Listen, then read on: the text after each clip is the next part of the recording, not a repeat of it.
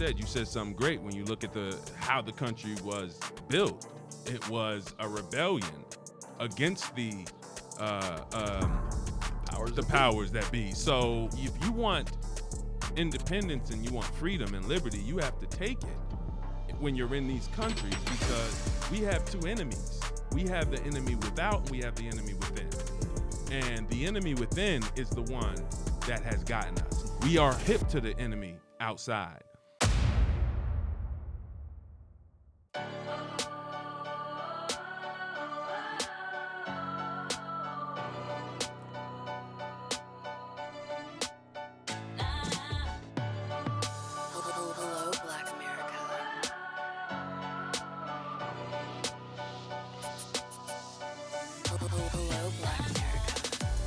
Live from Flexworks Studios, Springfield, New Jersey. Hello, Black America. I am your host, Brother Deshone. Welcome back for what is going to be a very powerful hour. I'm here with my brother and co-host, super producer, Curtis Cheatham. How are you, my brother? Doing great. Excited to be here. Lovely day. Yes, sir. Lovely day. We have my brother, superstar visual engineer, doing visual backflips. How you feel, Marathi? I'm doing great. How's everybody doing this? Hallelujah. All right. We are excited. We have a lot to talk about over the next hour. Let's break it down. It's not bombs over Baghdad. It's drones over New Jersey, ladies and gentlemen.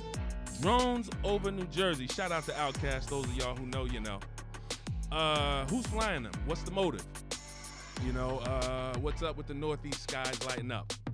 Elon's red flags. He owns Twitter, whispers around the elections, programmable brain chips, got his hands in a lot. Should we be worried about his growing influence? President Biden, a few months left in office at the time of this recording. Will he make history, or is he just going to keep, pardoning? What is he going to do in these last days? What would we like to see him do? What would you like to see him do? We're going to talk about that. A healthcare CEO, unalive. That's what they say, right? Unalive. Yeah. Cold blood in Midtown Manhattan. Why this story matters and should matter to Black America. What we need to be paying attention to about justice and how this system is going to handle this situation. Burkina Faso just flipped the script. Small country in Africa, doing very big things, paid off $5 billion in debt without the IMF or the World Bank. That's a very big deal. Obviously, he is on the not liked list. Could be on some other list. The naughty list. He's on the naughty list. A couple people want to give him more than a slap on the hand. We're going to talk about that. Let's imagine January 21st, 2025, a president who promised to be a dictator on day one. Are we on his enemies list? Or do they think they need to win us over? That's very, we obviously unified against the majority. We're going to talk about that. We unified as a people. They say we never unified. We were the most unified voting bloc in the election. Absolutely. No one else was. Y'all are not unified, Hispanics. Y'all are not unified, Asians, whites. You see how we voted? We unified. We unified against the majority, and we lost. So how's that, are they going to try to win us over? Or we'll go deep on that.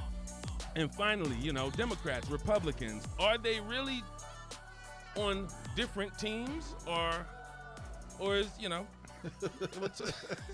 some things happening that could lead us to, The lines are blurry. The lines are blurry here. So we are very excited. Thank you to everybody who's joined the community on YouTube. If that sounds exciting, stick around with us. The best thing to do right now to support what we're doing and to show that you're interested in Hello Black America is to hit the like button.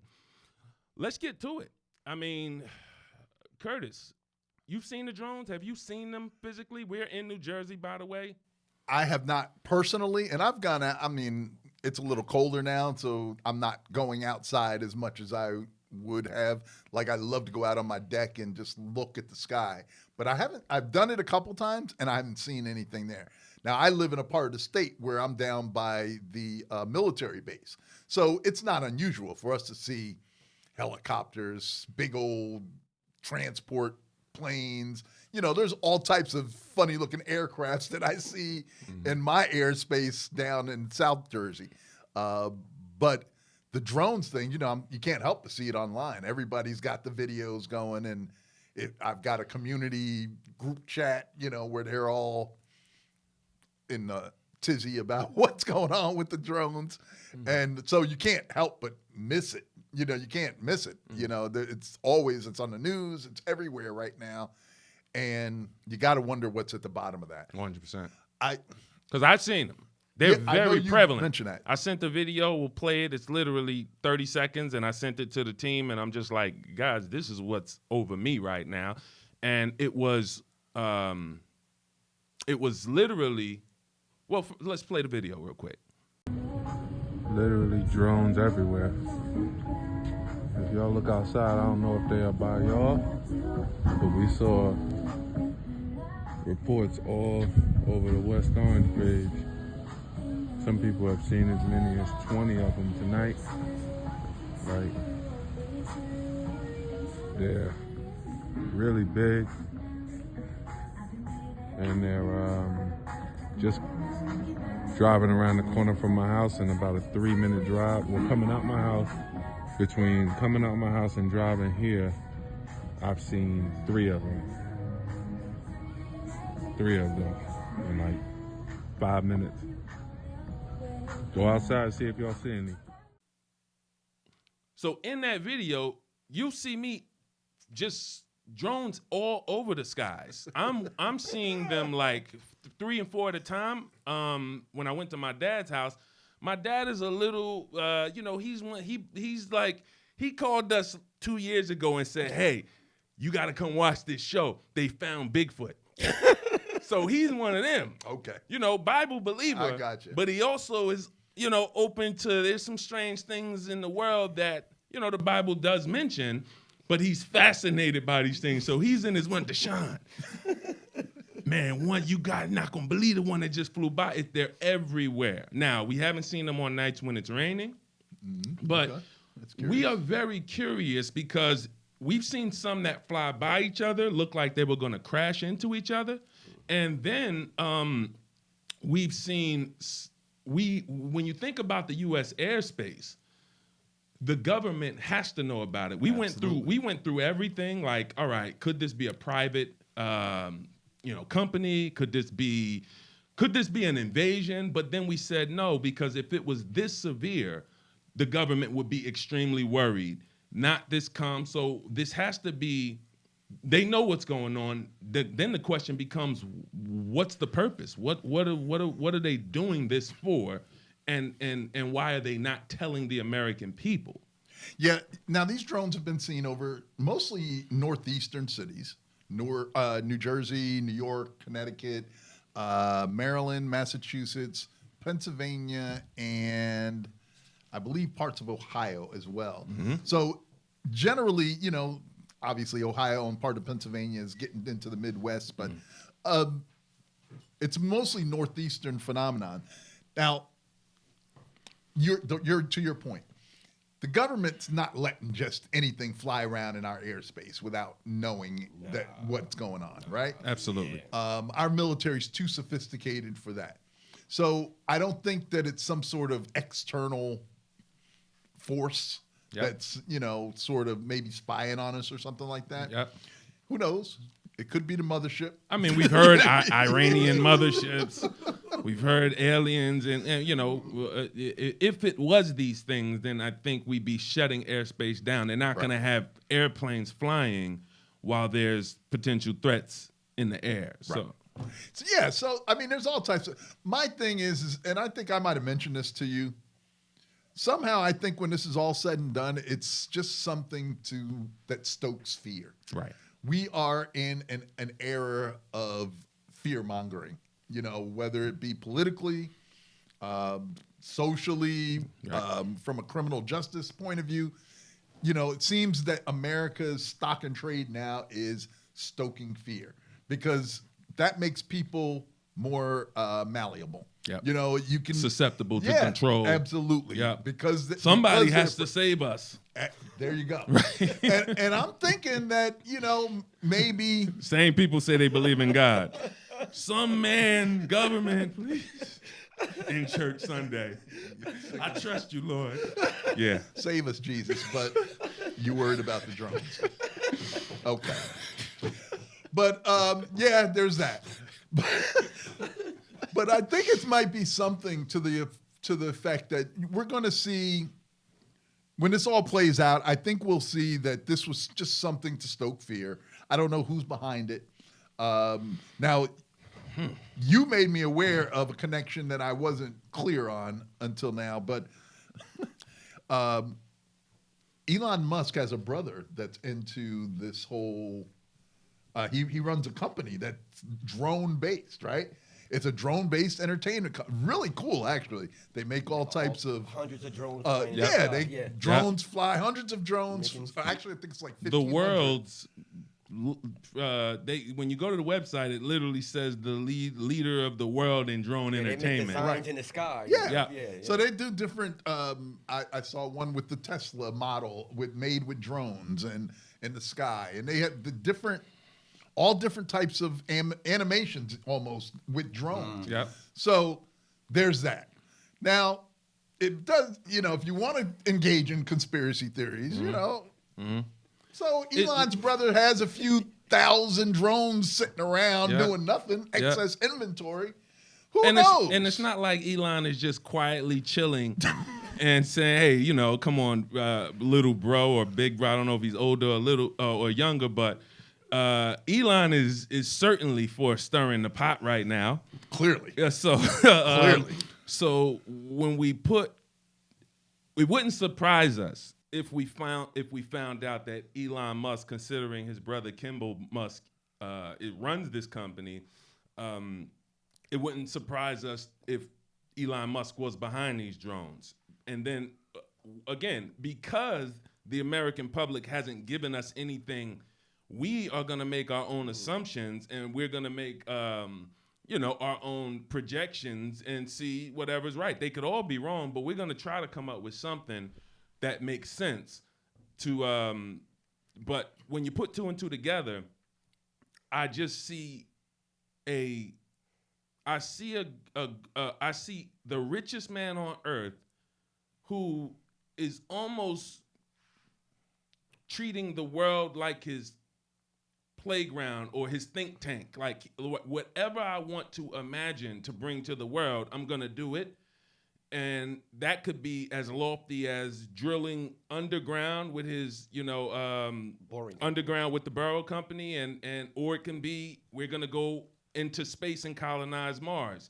There is nothing off limits to Elon Musk. So if he can, stoke some fear and, polarize the American people and position himself as he's about to come in and lead the DOGE, Department of Government Efficiency, a new made up government department with him and Vivek Ramaswamy. This is just like, okay, have at it. But do you feel like you're just gonna wake up one day and just realize, and this was all big dream? We're in a circus. Wake up sweating one morning, like yeah. what's going on? Oh my God, the dream I just had. Elon Musk was president of the United States.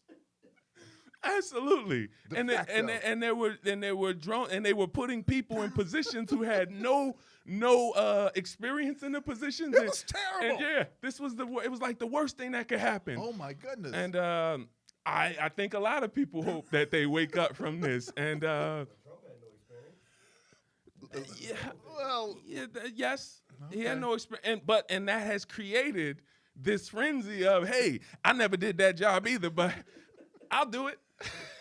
But is no one else? He did it. Is anybody else concerned at all that an unelected billionaire, the richest man in the world, has unfettered access to a person who has shown himself to be pretty easily led by those who feed and stoke his ego?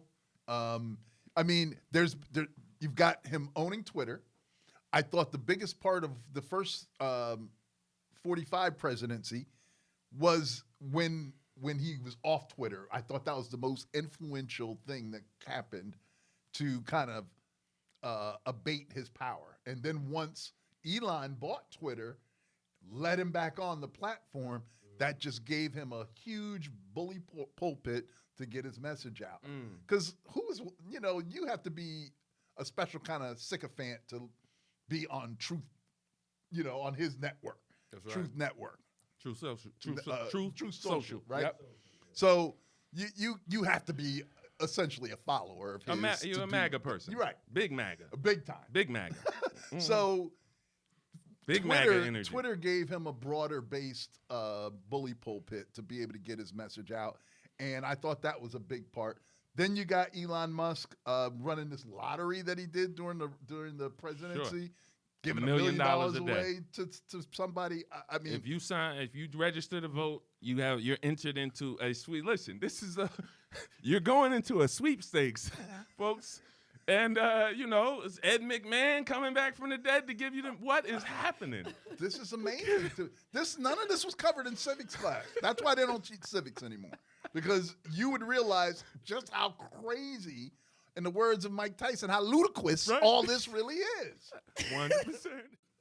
100%. Am I the only one? I mean, because I don't get it. I mean, you've got a naturalized citizen, a billionaire, richest man in the world, who has strong ties to apartheid South Africa, is now basically the president. I mean, seriously, he's calling shots right now. Well, and the thing about Elon is he speaks like he looks like a lamb.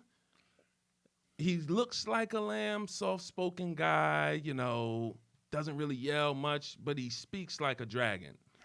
His words are very, very I can move things when I speak. And, he has the power that Donald Trump has. Right. But he does not use that power for himself. He's using that power to push Donald Trump. He's not promoting himself. He is... not so sure about that. You got to look at my way in the door.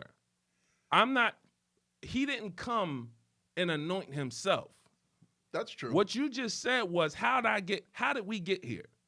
6 months ago, he decided I'm going to invest all my resources, my voice, into him. But why? Because I think it's because he believes he can manipulate them. And if he can manipulate the president of the United States, that is a powerful position to be in. Let's talk about it when we get back. Hello, Black America. Who you know can take these syllables and tie them in a bow. Ancestors made it off the boat.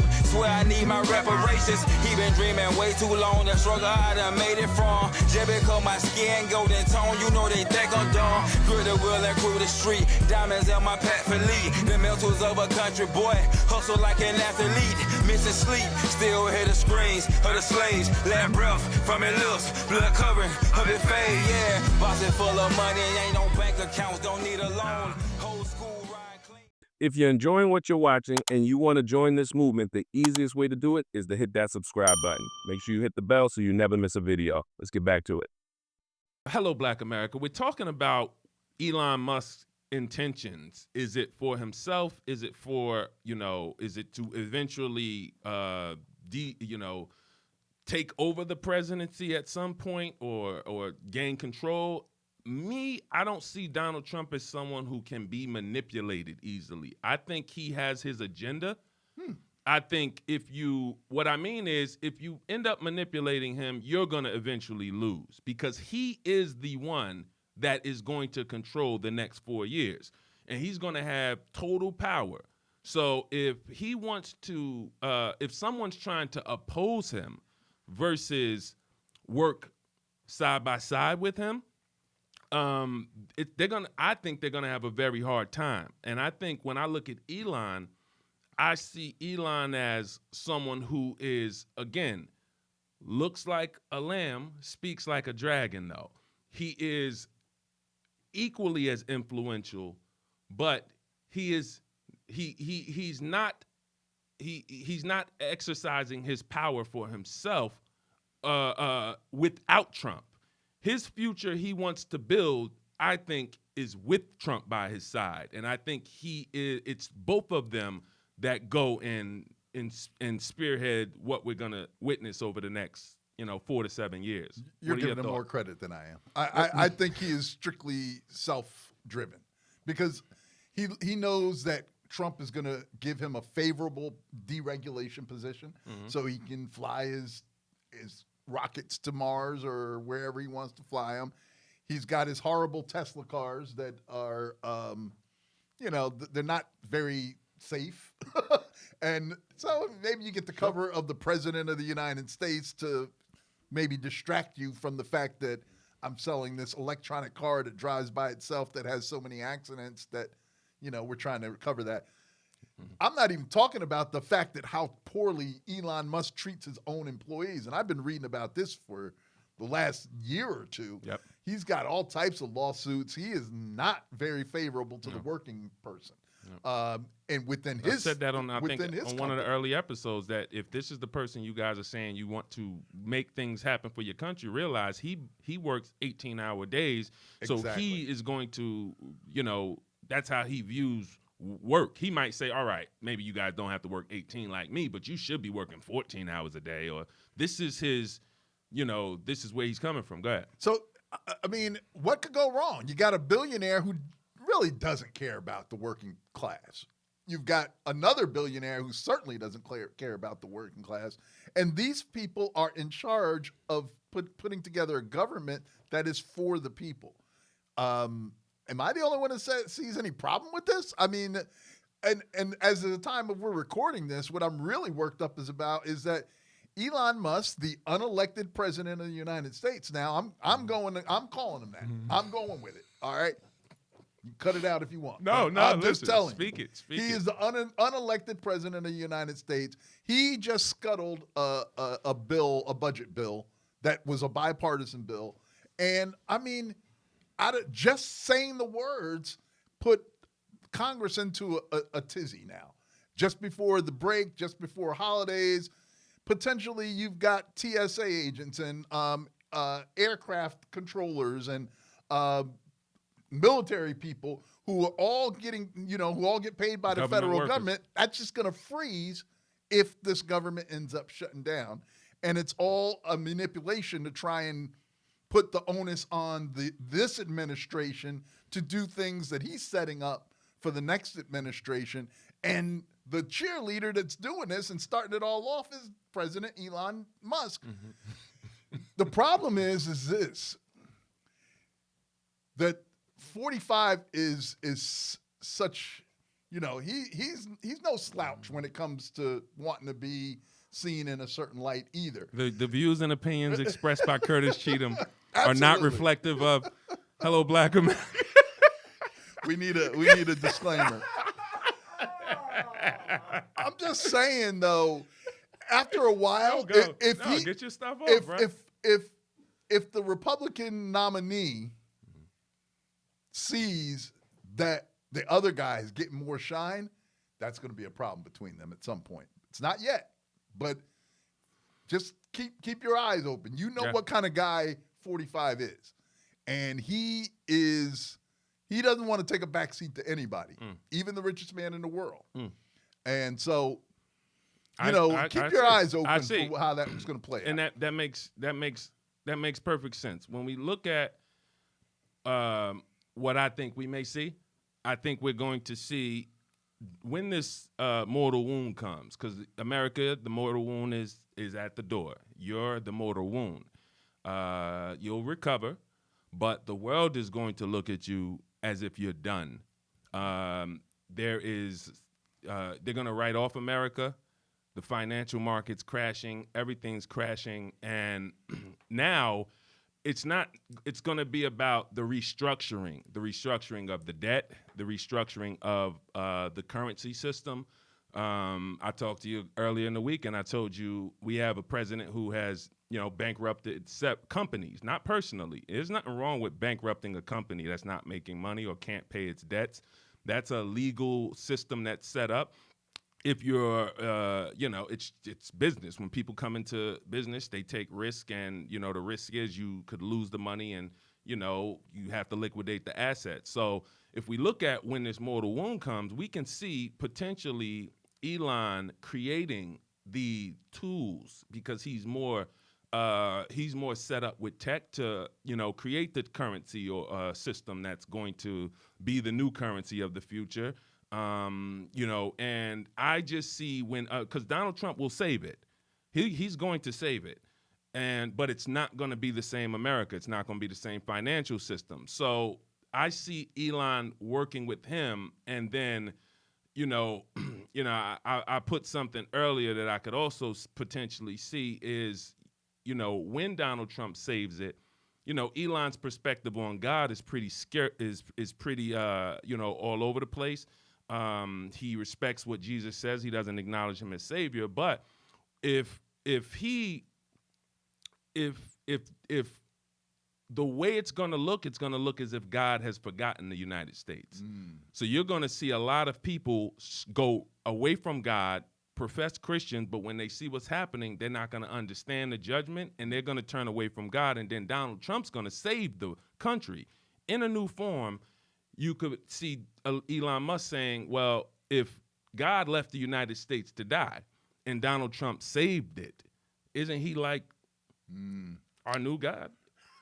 Not mine, but okay. So I don't see with the mortal wound coming to America, I don't see them fighting against each other. I see them unifying, because I see Donald Trump has his eyes on the world stage. He has his eye on different countries that need to pay up, that he wants to make sure, his eye is global. Whatever Elon Musk is facilitating, I think that could work on a separate, dare I say, evil state, agenda. Yeah, but I don't think I don't think he has anything good planned for the American people, because I don't think they even think about the middle or the lower class. I think the only thing in their mind is that class that they're in, and if you're not in that class, you're not in the conversation. Why would they? How would they? They have no affinity, no affiliation with anybody in the middle class unless they work for them. I can guarantee you that, and it's not like they're having any kind of conversations with these people to get to know them on any kind of personal level, to understand what their problems are.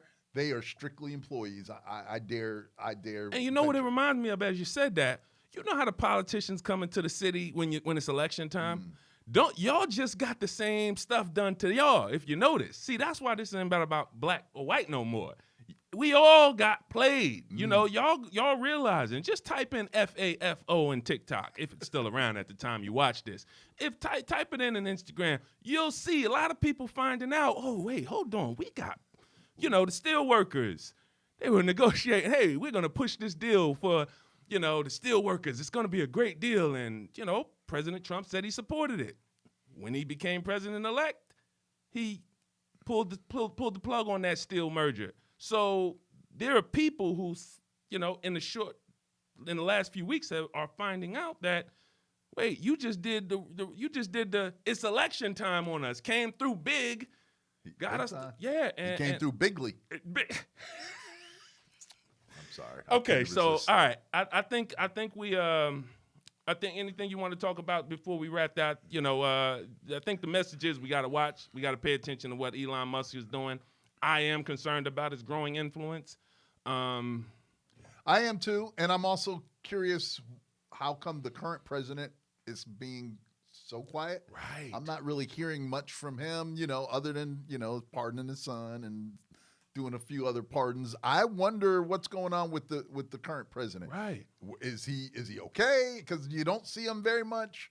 You don't What's hear the from deal? him at all. So that's a question, another thing that we need to keep an eye on. Let's talk about that. What is going on with President Biden at the time of this recording? Like, why would you have drones flying through U.S. airspace and not – because let's just say, if we did say our theory earlier, could be Elon Musk involved because he has a brother who owns one of the largest drone companies. But if the incumbent president is seeing people – who are coming down the road doing stuff that is affecting his name and his brand and his reputation, why wouldn't he be speaking out? Hey, y'all could do all of that. And January 21st, you want to do all that garbage? Go ahead. But what's going on with President Biden right now? Something may be going on with him physically. I don't know. I don't want to speculate. I don't want to put it out there because, God bless him. Mm-hmm. He's earned his rest as a politician. Mm-hmm. But the fact of the matter is he's a lame duck president. He's 80 plus years old. He's not running for anything else. He's not going to come back on the scene. He ought to go out with a blast, in my opinion. Right. And, both barrels Cleo going. from Set It Off. Like, why not? Get out the car. I'm pardoning everybody. I don't care. Pull a Draco up. Take as many out as you can. Listen, it's going to hell. Listen, I'm taking a couple of you with me. The Supreme Court has already ruled that the president is immune for anything that they do in office in any official capacity. He has an open check. Right now, he has an open checkbook. He can do what he wants. He's got, a few weeks at this point, at the point of recording this, before he's out of office, essentially, maybe 6 weeks or so, whatever that is. But go out with a blast. Become a consequential, ensure yourself as the most consequential president of all time, at least for some people. Right. Go out, everything you could have imagined that you wanted to do. Now's the time you should be doing. You know what it makes me think of? Senator John McCain. God bless him in his last years. One of the most historic things he's known for is this.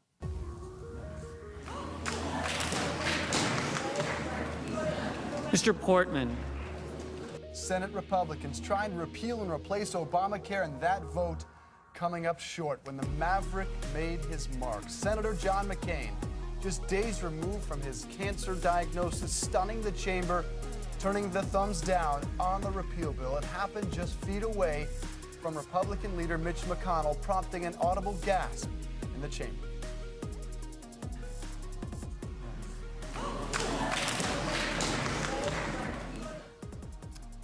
Seven years of repeal efforts have now essentially gone up in smoke, leaving a frustrated McConnell to explain on the floor.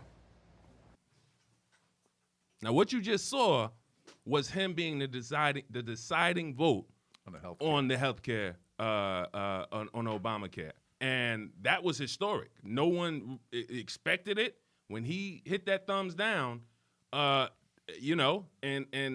God bless him. He wasn't well. He was battling cancer at that particular time. But that was going out with a bang. Absolutely. That was, before I leave, I'm going to do something that's going to affect the American people positively. Doing the right thing. Yes.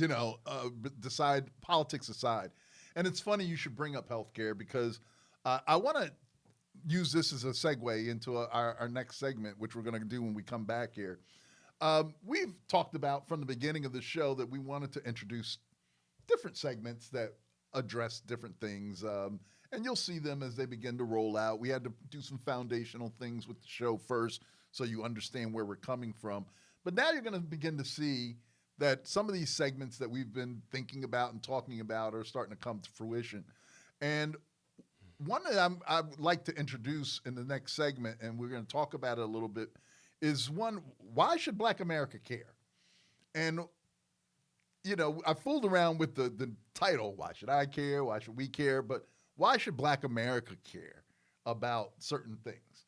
And the premise of this segment, and you'll see we'll do this periodically over time, is, and it's only when something comes up that you look at on the surface, and I don't know if you've seen all the memes now since post-election, like black women, for example, like, I'm done. I'm out of this now. I'm going to just watch things go on. And there's a nice picture of four of them sitting on a building. Drinking coffee. Drinking coffee while America's burning behind them, and they just...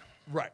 So, there is a point of view where we're just kind of distancing ourselves. We've had enough of the politics for right now.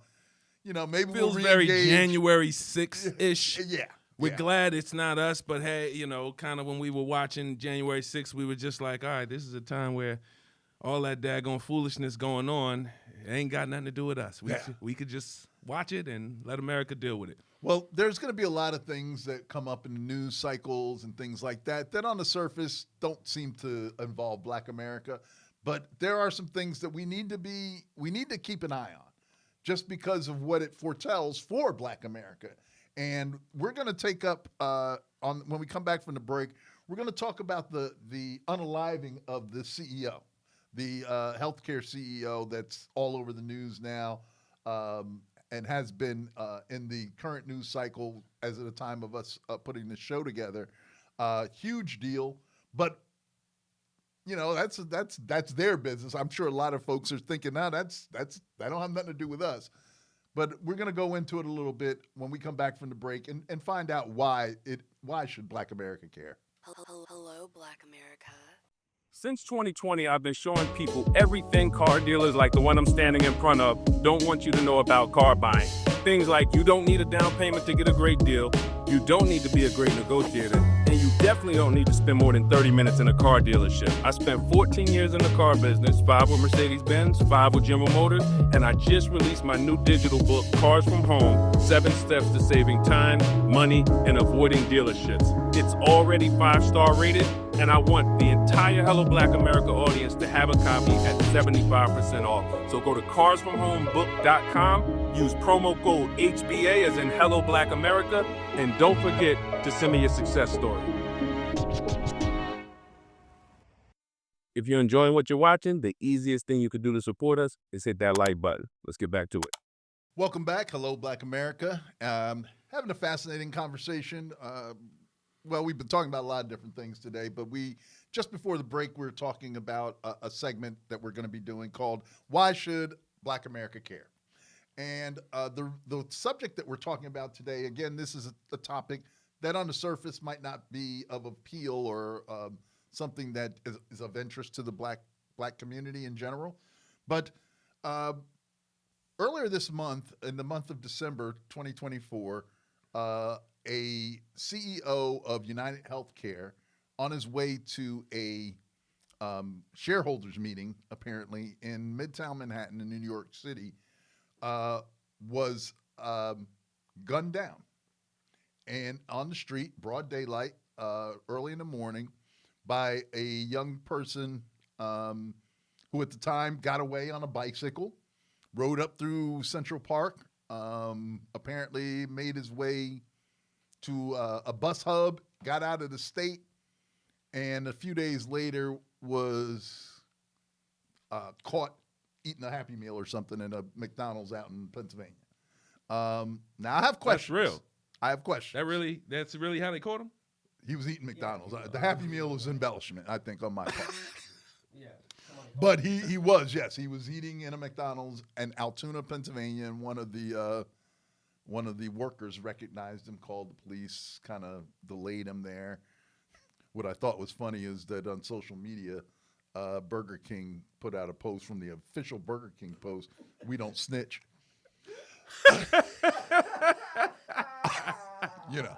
I think that's a level of petty that I really appreciate. But got the right guy on the social media team. That was on Burger King's social media team. You give that man a bonus. Good job. He's all right. But so first of all, I just would like to. I know you've obviously you can't have escaped the news coverage over the last several weeks talking about this issue of the UnitedHealthcare. First of all, what's your general reaction to, seeing? I remember because I get the alerts. I get the financial alerts from CNBC. So I get alerts if something that impacts the financial world comes up. And that morning, I'm, wow, CNBC telling me about a CEO getting gunned down. What's your general reaction first, just off the top? I didn't care. That's I'm sorry. I don't mean I didn't care about the. I get it. I get it. And listen, let's keep it 100. Because a lot of black people are probably like in the exact same boat, but that's what the segment is for, right? I mean, cheers. No, but God. Listen, I'm sorry. It is what it is. It sounded insensitive. I don't mean I didn't care about his life. I didn't care about the situation. Well, that's another subject we can talk about at another time because and I think that's why we so desensitized to violence in America. there was another another school. two school shootings this week, I believe. Yeah. So This week. Yeah. I mean, so we have things that are more sensitive to us, and sometimes we you know, why should I care?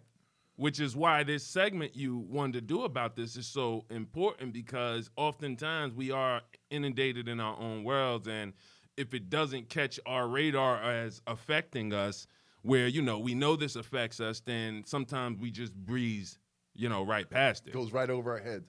And that's a shame, because the truth of the matter is that out of all the inequities that impact the black community, whether it be income inequality, education inequality, wealth gap, home ownership, employment, all those different gaps that we have, healthcare is probably the biggest one.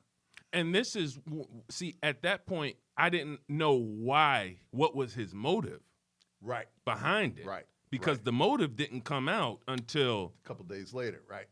And, you know, it was said that on the bullets that he had, what was it? Deny, delay, one other word that they used that are typically associated with the delay tactics used by the healthcare industry to turn down people's claims initially. His mother or somebody couldn't get treatment, or a family member? That hasn't all come out yet, but Okay. it suggested that there was something there. And of course the manifesto that they eventually caught this young man with. So a few days later they caught him, Luigi Nicholas Mangione. At the time of this recording, I believe he's still in Pennsylvania, maybe getting extradited soon to New York to deal with the ramifications of the shooting. But the thing is that what it's become in the aftermath of it is, talk about being desensitized, the flooding of people who couldn't care less that the CEO got shot down on the street, right? In the middle of the day. And it's because the way the healthcare industry has negatively impacted so many people's lives. You know, people who are getting denied for treatment. He's not alone. UnitedHealthcare's denial rate, according to the federal government, is at 33%. Blue Cross, Aetna, and Cigna's rate is about 10% lower. And the targeted murder of UnitedHealthcare CEO Brian Thompson has unleashed a social media wave of grievances. If you think that I didn't need anesthesia to have surgery, we're fighting with the insurance company over her dialysis to keep her alive. People are upset, people do bad things, and that's just, you know, almost in a way a form of protest even. UnitedHealthcare is huge in Florida. 3.1 million people covered, including Medicare and Medicaid. 247 hospitals, over 100,000 doctors. Complicating the crime, Thompson was under investigation for insider trading. The city of Hollywood's Firefighters Pension Fund is part of a class action lawsuit against Thompson and UnitedHealthcare to recover money lost when the stock fell. Killer Luigi Mangione is cemented firmly in public conversation. And I'll have real condolences for, you know, the healthcare CEO. I mean, this is a real person, you know? But you also gotta go, you know, sometimes drug dealers get shot. Mangione has emerged in some circles as a sympathetic figure fighting the system. A legal defense fund set up on the platform Give, Send, Go. And they're still, the healthcare industry is still making billions and billions and billions of dollars. I believe the CEO here in question, I believe his compensation package was about $10 million. He was the lowest of the CEOs. He was the lowest paid of the CEO list that I saw. At 10 mil. $10 million. And listen, I don't begrudge anybody making a living, but how can you justify the CEO making $10 million a year when you're turning down people's claims left and right? And the backlash of the American public against the healthcare industry is bound to force some sort of changes to healthcare coverage in America. It's got to at least spark a discussion about who gets healthcare, what that looks like, who's covered, what kind of sanctions you put in place to protect the public against these companies. But all of this happens because it's affecting white people now. But we have a history of not being able to get proper health care. In fact, we have a history of our health practitioners doing us dirty. Some of them. Obviously, we're not going to paint with a broad brush here, but if you would have to be trying not to see it, as we say oftentimes, to not know that the healthcare system for Black Americans in this country has, there was a particular point in time where we were being treated by veterinarians. There you go. And, Absolutely. We didn't get the doctors. When we were, property of this country, we had people who took care of animals. And then what do you think the first couple doctors after the veterinarians, how did they, oh man, well, the vets don't want to, the vets are saying this is just wrong. We can't do this anymore. I guess we got to bring some real doctors in. Now these guys come in and they're like, all right, we'll treat these people. The heart of the people who are there to protect us, who are there to help us, our history has been, we haven't been able to get that. And we have, and it's funny that the major healthcare reform that happened in this country was done by an African American. Yes. And what's interesting is that it started back with Teddy Roosevelt was the first person to try to get universal health care for everybody. Then his cousin FDR tried it again, but he had to get rid of in order to save Social Security, which he implemented as well. He had to get the health care off of the table in order for that Social Security to pass. So he didn't get it done. Then you go through we got a bunch of Truman, LBJ. They say the Clintons. Nixon first, and then the Clintons. Hillary was a big part of trying to get health care back in the early 90s. And then 100 years later, Obama is the one that actually signs into law the universal health care, now known as Obamacare. So it took 100 years. This was a long, protracted effort to try and get America to a place of universal health care, something that most other industrialized countries already have. Canada, you go to different places in Europe, they don't have to worry about getting sick and bankrupting their family because I they pay can't $800 a month, and I have to. When that guy, there's a guy who literally, we were watching the clip we watched. He said I pay $800 a month and $3,000 deductible for each. That's literally what I pay. As I don't have an employer to, it's just like you can't afford to get sick.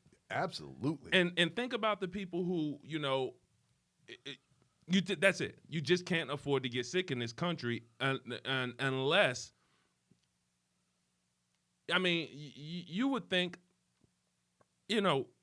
what do these billionaires worry about when it comes to healthcare? Nothing. Absolutely nothing. They could afford the best doctors. They could, why? It would take a rallying of the poor people in the middle class to get anything like this done. But when they feel that they don't have a voice, now you have people like Luigi who just say, look. Don't you think it's ironic, though, that the people have been dogged out by the healthcare industry the most? You would have expected that almost to be you would have been a black dude shot at the CEO. Yeah. You wouldn't be, you wouldn't blink an eye because they have had their foot on our necks for years and years, right? So now this affluent young white person allegedly shoots this person, guns him down on the street, right? How is the justice system now going to deal with him? You've got all that's the other part of what Black America should be concerned about and watching out for, because now you've got this young, affluent white man who allegedly shoots down another affluent white man on the street, and has a little bit of a celebrity-ish. People took up money to pay his legal defense. Yeah. Are you kidding me? Yeah. Now, if that was we already know. If that was Shaquan from 14th Street, string him up. You know, now mind you, same situation. Absolutely. You know, you would think same motives. If it came out, it would be like, even if he was rich, I just think it would be. We need to look at. Go ahead. How they gonna treat this rich? Robin Hood. You got a little. Yeah. I did this for the poor people. That's how it's kind of feeling. That it is, and so you've got the backlash of the general society against the healthcare industry. That's going to force something. That's going to force some sort of reformation, if you will, of the healthcare industry. It has to. That there was the healthcare industry as a whole. The day before this happened with the CEO, I think had made an announcement about that they weren't going to cover anesthesia. There was only going to be anesthesiologists were only going to be covered for a specific period of time. And if your surgery went over that time, you're now responsible for basically paying for the anesthesias. Now, if you know anything, if you've ever been to the hospital, anesthesiologist is a different bill. Absolutely. And it's a big bill that comes from, so you get your doctor's bill, and then you get your anesthesiologist bill. And that's the a facility. Big one. Right. Yep. And that anesthesiologist bill is always very clear. Yep. Now, and you owe us for that gas. And it's an important thing. Yeah. If you if you don't get put under 100%. You might not wake up. Yeah. Right? So listen, you got two choices. You could go all natural. You don't have to pay anymore, or we could bring the anesthesiologist. It's gonna cost you about $1,800 more out of pocket, and it's not covered. And it's like, what are we talking about? He's got to make these kind of decisions. Some people are going to have to choose. I don't have that money. Right. I gotta go. Do you want to choose to be healthy, or do you want to choose to eat? So these are decisions that everyday Americans are having to deal with. And why should Black America care? Because these are things that impact us. And if you don't know the connections, if you can't make the connections of what you see in the news and how that it potentially will impact you, then you might be caught with your feet, stuck in the mud, not realizing that something is going on around you. So that's why Black America should care, because when you see things like this happening, it's going to force a discussion. And if you're not part of that discussion, you're going to be left out. And of course, there is, the criminal justice piece of it. That is what it is. We've seen the criminal justice or maybe misjustice system or unjust system work against us so like often. That. But a lot more. Clearly, we ought to be paying attention to what the justice system does to this young white male who allegedly kills another or unalives another affluent white man. I mean, do you think he could potentially get not off? I understand, but I mean, potentially. I absolutely think he can get off. I absolutely believe he's going to have a high power. He's going to have a high-powered lawyer. He's going to have public sentiment on his behalf, and it's called jury nullification. It's really, despite his guilt or innocence, they want to make some sort of social statement, if you will, and they vote him not guilty. So I absolutely O.J. Simpson. Hey, that's what they called it for O.J.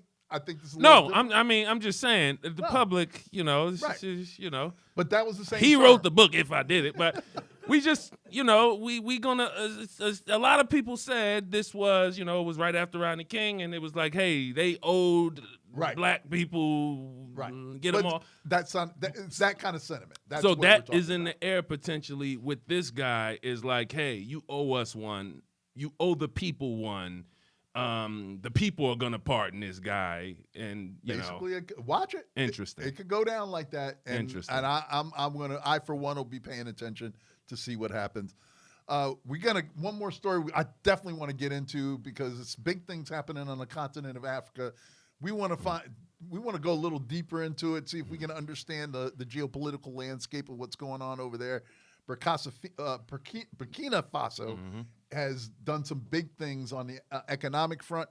We're going to get into that when we come back. Hello, Black America.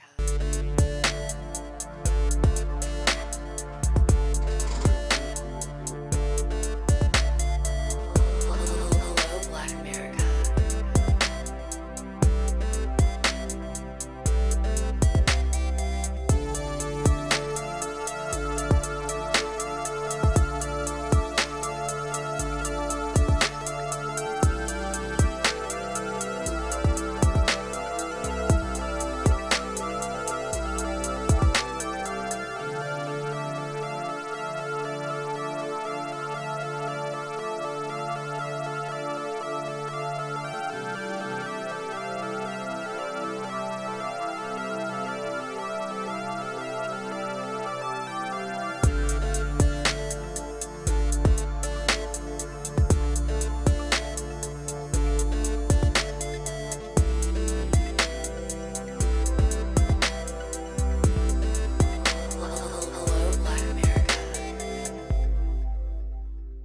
So, President Traore, president of Burkina Faso, country towards West Africa, near Niger and Mali, doing incredible things from a leadership standpoint, took the government through a coup. They staged a coup. He's a military leader, not a politician. When you see him walking around, most of the footage you're going to see of him is in military gear with his soldiers. 36, 37-year-old young man, took the country and has paid off $5 billion in debt without the International Monetary Fund or the IMF or the World Bank. Never been on this stage, unprecedented.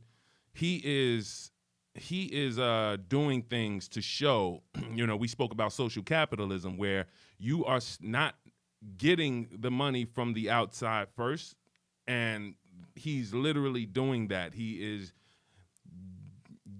using the money from the people to grow the country and giving the people the returns. Right now, he's doing it in the form of bonds. So the people are basically loaning the government money, and they're paying them the interest on that. We speak about both equity and debt. I'm very big on equity and giving, people who help you build the company and people from the nation and people who work for the companies, the mining companies and all of that, equity, but structuring it financially as debt as well with bonds is they're two sides from the same coin of how to get things, built. And, Europe hates it, obviously, because he's now showing that he's showing his people in Burkina Faso. He's also showing neighboring African countries what we can do if we just go to our people, not the old slave master who wants to stay here. Yeah, President Traore is doing an outstanding job. Now, again, when you look at it from American point of view, it's like, oh, he took over through a coup. Okay, what do you call the Boston Tea Party? Basically, wasn't that a coup that started this country, right? So anyway, he's taken over, and it seems that the people actually are behind him.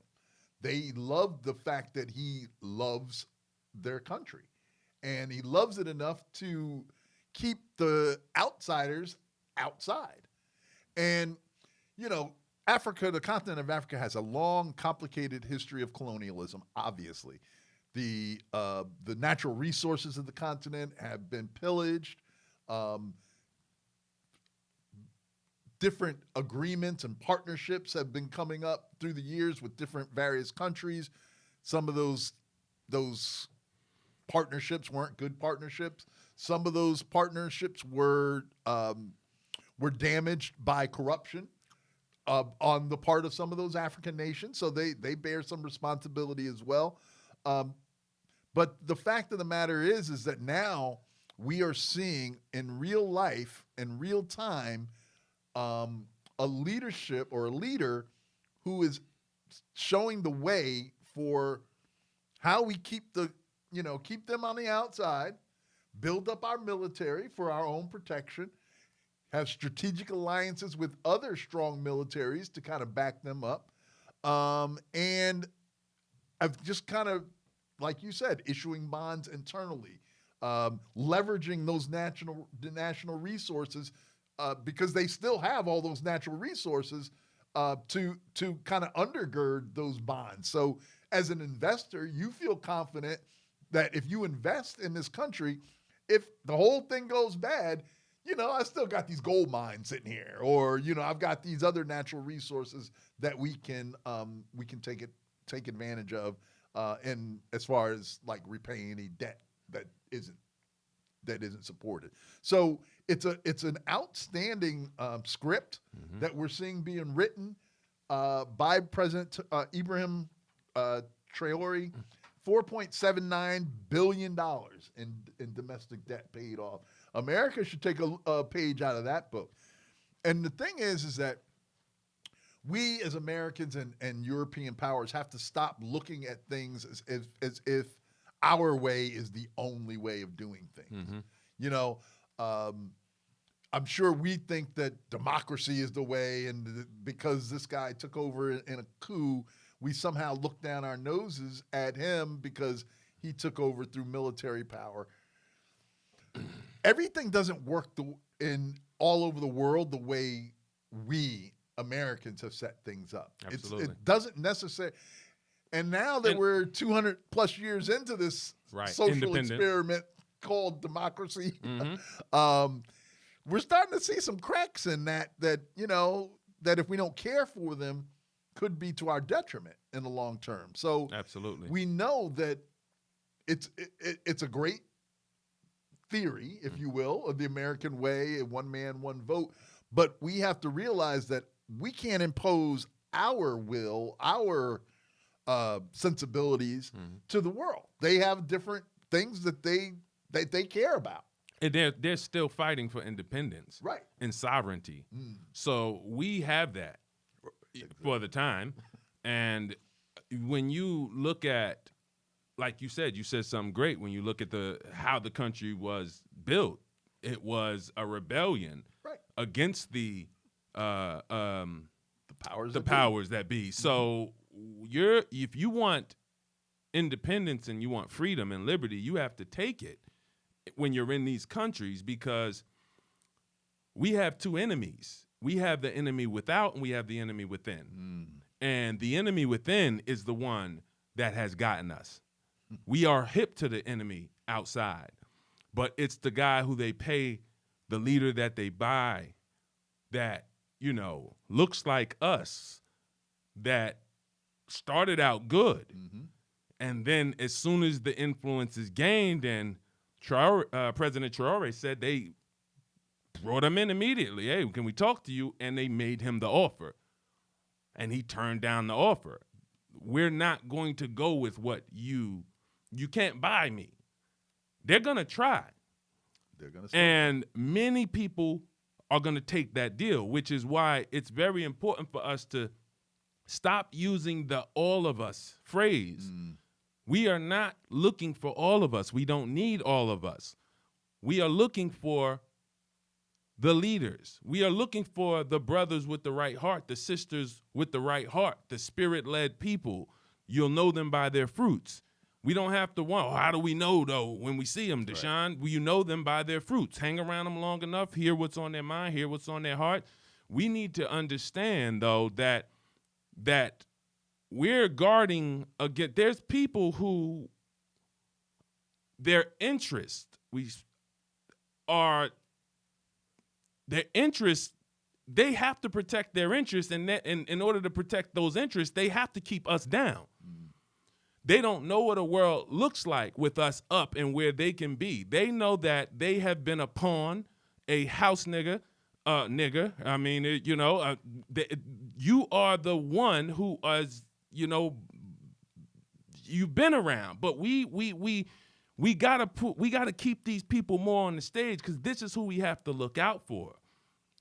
No one's gonna stop us. In fact, our white brothers and sisters and our Hispanic brothers and sisters are coming with us. The people with the right heart, when all hell starts breaking loose, are gonna look at what we're building, following leaders like President Traore, and going into Liberia and working and transforming that nation in partnership with the native Liberians, potentially the U.S. government, and going in and making that into, Black America's vision for the healthiest, happiest country. We're following that, but it's not the white people that's going to be the hindrance. They know their time has come to an end. It's the brothers who don't want to let go. It's the dudes who been shucking and jiving for so long. They will sabotage us, and they're over there in Africa. Mm-hmm. You guys know them, and which is why when you watch, we need you to throw somebody out there just we keep our eye on, so we understand who these people are, because that's what's been getting us. It's not the enemy without, and I think this season and this time we're in is all about us, and if we're gonna focus on us, then I think that's we have called people. We have called the Liberian embassy. We've called people, I was speaking with Hoshua yesterday, a friend of the show. We're going to have him on a lot more, Rabbi Hoshua Mariel, and he said, when we call people about the proposal that we're presenting, that we want to get in the Liberian ambassador's hands to get to President Trump, when they don't answer, know why they're not answering. Mm-hmm. Anybody who, when we go to work with them on any level and we bring the plans, the magnitude of plans we have to help the Black diaspora unite with the nations we come from and the leaders over there, and build this into the greatest continent that we know it can be, even if no one else believes that, even though they know that. But we have to be very, very clear, and I think, President Traore is very clear, considering the recent, you said they recently tried they tried to take him out again, yeah. And these are not white people coming in to try to take him out. Well, yeah, they have to find somebody that fits in. So, that's the old trick that we've employed here as well. You get folks that kind of look like you, and then, you'll find somebody that'll take your money. 100%. If you look hard enough, you're going to find somebody. 100%. And right now, listen, we got to applaud President Traore for what he's done. And like you said, the fruit that he is bearing right now. But the bottom line is that we have to continue to watch, because they're not going to stop offering him the money, or they're not going to stop trying to bribe the remove him somehow, getting somebody else that's going to take the money, maybe to take him out or whatever. So he's going to have his head on a swivel, and he's going to keep his circle tight. Absolutely. Because there are those in the Western world who want to continue to keep their influence strong in the region, want to make sure that they always have their finger on the pulse of what's going on, and are sitting in the background, maybe just manipulating things a little bit to make sure that they end up in a favorable position for the European nations, for America, and for other imperial powers. So, wow. Shout out to Burkina Faso. Keep up the great work. We're going to continue to keep you guys in prayer. You are leading the charge. President Traore, we're going to continue to keep you in prayer, that God protect you. You are a leader of the ages. Everyone who is not familiar with him, you head over to YouTube, type his name in, or where you're at, just type in his name, and you'll just see what this young man is doing. This is somebody we need to rally around. We talk about that a lot here. It's not just, anytime we see people doing historic things that could move us as a people forward, like leaps and bounds, these are the people that we want to make sure we're keeping our eye on and we're supporting, and, with our resources, our prayers, our time, our attention. And God willing, we look up in a few years and we see 5-10 President Traore. Absolutely. And like you say, when we see people like this, we have to galvanize around them and support them, or at least continue to watch, pray, as you say, to support them and protect them, because there's going to be a lot of people who don't see the value or see it as a negative, the things that he's doing to help his people. And, you know, we've got to realize those are our people. Those are the people that we come from. So we have to care what's going on. Until we get that point, you know, we're going to always suffer with this kind of identity crisis that we deal with here in America, until we realize that the people and what's being done to them is the same thing that's already been done to us. And 100%. We've got to be aware of that. Next show, we're going to show you the proposal that we're going to be presenting to the Liberian government, to President Trump. We're going to lay out all the benefits. We're going to talk about how that proposal aids President Trump in his goal to get rid of 15 million people, or get 15 million people out this country. We're going to help him do that. And you're going to see everyone who's benefiting from this. We're going to lay it out in detail. You're going to love it. And you're going to say to yourself, everybody who's involved, every stakeholder should love it. So when we report back to you who may not be answering us, we can start to identify these clowns. And we can, because it's going to be, why wouldn't you guys support that? We heard it. So we're excited. Thank you for tapping in. Leave us a comment. Tell us your thoughts. If you got something to teach us, leave it. We're excited. Hello, Black America.